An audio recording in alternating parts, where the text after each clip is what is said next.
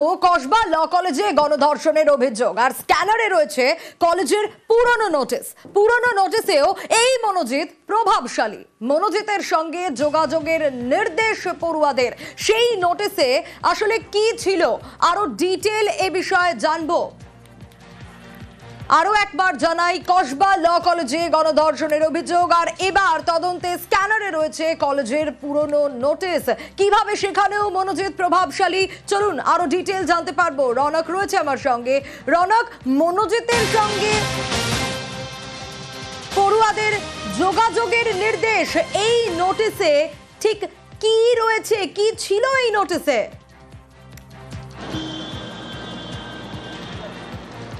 দেখো, একেবারেই কলেজের যে অফিসিয়াল ওয়েবসাইট, সেই ওয়েবসাইটে এখন এই নোটিশ বর্তমান, এবং গত বছর আগস্ট মাসে এই নোটিশ কলেজের তরফ থেকে জারি করা হয়। সেখানে যে বর্তমান ভাইস প্রিন্সিপাল নয়না চ্যাটার্জি, তার যে অফিসিয়াল স্ট্যাম্প সেটাও রয়েছে। সেখানে বলা হয় যে কলেজের প্রত্যেকটি ছাত্রছাত্রীকে যে কোনো বিষয় জানার হলে বা কোনো বিষয় সংক্রান্ত তাদের অসুবিধা হলে যাতে মনোজিৎ মিশ্র এবং পাশে অফিসিয়াল স্টাফ লেখা তার সঙ্গে যোগাযোগ করতে হয়। অর্থাৎ ঠিক গত বছর আগস্ট মাসেই এই নোটিশ কলেজের অফিসিয়াল ওয়েবসাইটেই পাবলিশ হয় যে কোনো বিষয় জানতে হলে বা কোনো অসুবিধায় পড়লে যদি ছাত্রছাত্রীদের সঙ্গে তারা যোগাযোগ করতে চায়, তাহলে এই মনোজিৎ মিশ্রর নামই কিন্তু প্রথম পয়েন্টে দেওয়া হয় এবং তার পাশে তাকে অফিসিয়াল স্টাফ হিসেবেও কিন্তু লেখা হয়েছে। এবং এই নোটিশ কারা জারি করেছে? কলেজ কর্তৃপক্ষ, যেখানে কিন্তু ভাইস প্রিন্সিপালের কথা উল্লেখ রয়েছে। এবং যখন এই নোটিশ জারি হয় তখন কিন্তু 11টি এফআইআর এই মনোজিৎ মিশ্রের বিরুদ্ধে ছিল। অর্থাৎ তখন কি কোনো রকম কমপ্লেন বা কোনো রকম অভিযোগ গভর্নিং বডির কাছে মনোজিৎ মিশ্রের আসেনি, নাকি তার এতটাই দাপট ছিল যে বিষয়টি পরে এই অভিযোগগুলো সামনে এসছে যে কোনো কিছু করতে গেলে এই মনোজিৎ মিশ্রকে বলতে হতো, যে একেবারে একটা দাদাগিরি চলতো এই সাউথ ক্যালকাটা ল কলেজে। সেই কারণেই কি প্রত্যেকজন পড়ুয়ার যে কোনো বিষয় জানার হলে বা কোনো অসুবিধা থাকলে এই মনোজিৎ মিশ্রর নামটাই সামনে আসছে। এবং অফিসিয়ালভাবে কলেজ নোটিশ দিয়েও কিন্তু সেটা সামনে রেখেছিল যে কোনো বিষয় জানার হলে যাতে এই মনোজিৎ মিশ্রর সঙ্গেই পড়ুয়ারা কন্ট্যাক্ট করে, এবং সেই নোটিশ এখনো কলেজের ওয়েবসাইটে বর্তমান। বেশ রনক, সঙ্গে থাকো।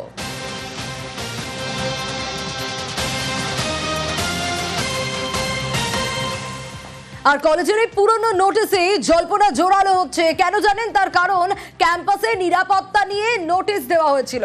3 মাসে 3টে একই নোটিশ, অগস্ট থেকে নভেম্বর, এর মধ্যে 3টে নোটিশ দেওয়া হয়েছিল। কি ছিল সেই নোটিশে? বিকেল 4টের পর কলেজে না থাকার নির্দেশ।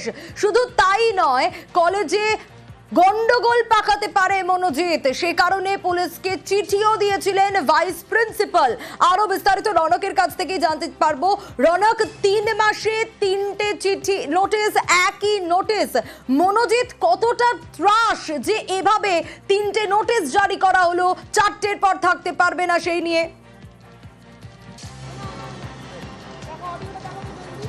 দেখো, একেবারেই গত বছর আগস্ট, সেপ্টেম্বর, নভেম্বর 3 মাসে 3খানা নোটিশ কিন্তু কলেজের থেকে জারি করা হয় এবং সেখানে স্পষ্ট লেখা ছিল 4টের পর থেকে কেউ কলেজ প্রেমিসিসে থাকতে পারবে না, এবং যদি কেউ থাকে তার বিরুদ্ধে কিন্তু স্ট্রিক্ট অ্যাকশন নেওয়া হবে।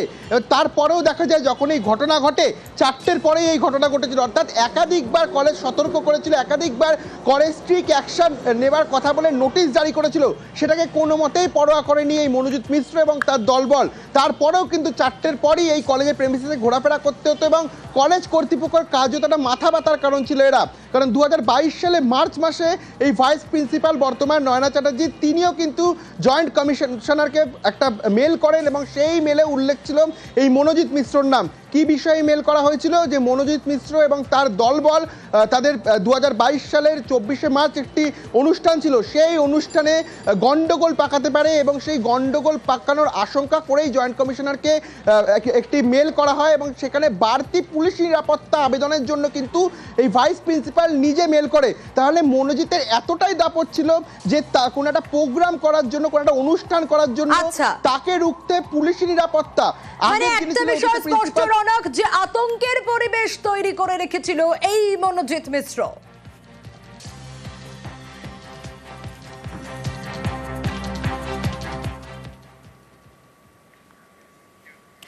সাউথ ক্যালকাটা ল কলেজে ছাত্রীকে গণধর্ষণের অভিযোগ আর এর তদন্তে 3D ম্যাপিং করে ঘটনার পুনর্নির্মাণ কলকাতা পুলিশের। শুক্রবার ভোরে মনোজিৎ সহ ধৃত 4 জনকে নিয়ে ল কলেজে যান তদন্তকারীরা। প্রায় 4.5 ঘন্টা ধরে চলে পুনর্নির্মাণ।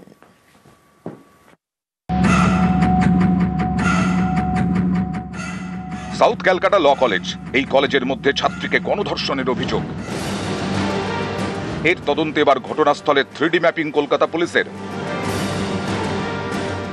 প্রধান অভিযুক্ত মনোজিৎ মিশ্র সহ ধৃত 4 জনকে নিয়ে শুক্রবার ভোরে কলেজ যান তদন্তকারীরা, করেন ঘটনার পুনর্নির্মাণ।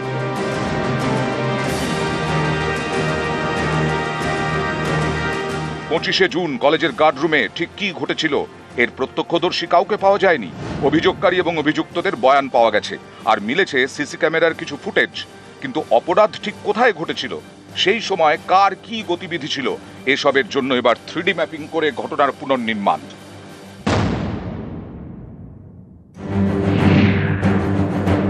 অপরাধ যেখানে হয়েছে সেই ঘটনাস্থল আদালতে বসেই বুঝতে পারবেন বিচারক।